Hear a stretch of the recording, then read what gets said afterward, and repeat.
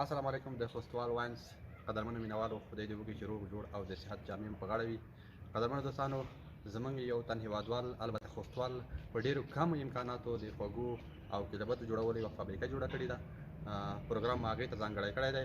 ورځو لومړی تاسو د فابریکې یوه اندازه ویډیو وګورئ، ورپسې به هماغه د فابریکې څښتن چې کوم دی چا چې جوړه کړې ده هغه به تاسو ته خپل معلومات درکړي.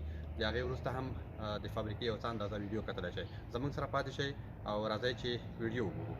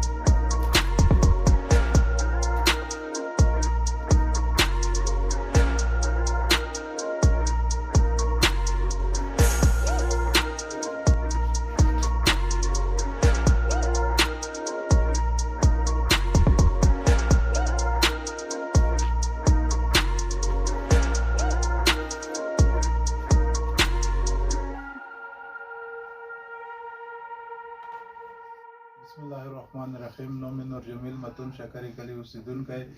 وختل می چې کلیوالا مصروف شي مو ته یو 15 روپۍ ګاټه وشي، بیا مې پروګرام داسې ونیولو چې خوږو کارخانه جوړه کړو. هغه خوږو کارخانه کې مو سره تقریبا 15-16 نفره شاګردان دي، 3 کسان استادان دي.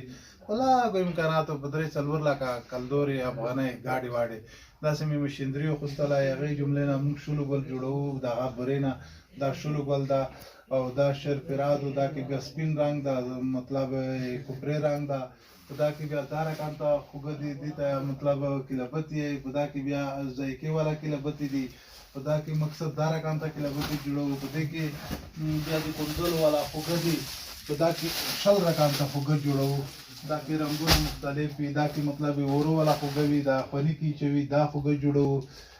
ورسره د سره کوپرې خوږه جوړوو، سره خوږه جوړوو. مطلب په لږو امکاناتو مو دا کور شروع کړی. دا کور الحمدلله ښه په مخ روان ده. کلیوالا ښه شول دي، موږ ښه شول یو. نو مقصد دا ده چې موږ ته 15 روپۍ غریبي کېږي. ټولو خلکو ته مې دا خواسته چې خپل وطن کې خپل کلي کوم کې کور باید وکړي، خپله زمینه ځون ته خپله برباره کړي. ځکه دا وطن موږ نه خاک لري چې کور ونه کړي. پردیو وطنونه چې سړی مولونه وري، خپله کلي کوم کې خلک شته تکړه کور باید وکړي. څم به خلکو ته لوس نیولی چې ته موږ سره یا کارخانې په مخالت کې کومک وکړه، یا مقصد نوره کومک وکړه. افغانان ټول تکړه خلک دي. موقع اوس مساعده ده باید کور وکړي.